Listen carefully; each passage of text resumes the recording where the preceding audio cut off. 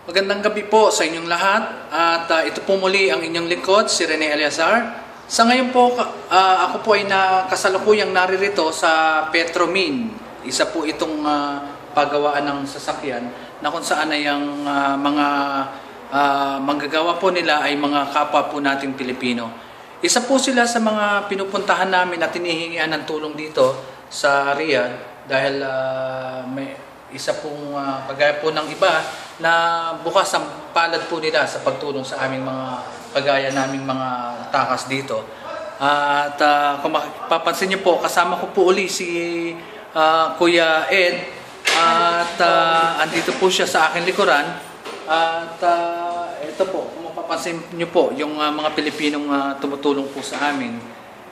Ayan, kung makikita niyo po, napakabuti po nila at talaga naman pong bukas ang palad nila sa pagtulong sa aming mga takas dito sa Riyadh.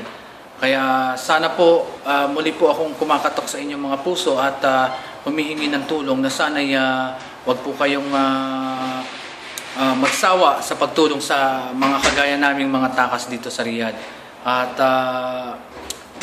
sana'y tulungan kayo ng ating Panginoon na habaan pa ang lakas ninyo para kami ay parati ninyong matulungan. So sa ngayon po, ito lang po muna ang aking masasabi at maraming salamat po sa inyong lahat.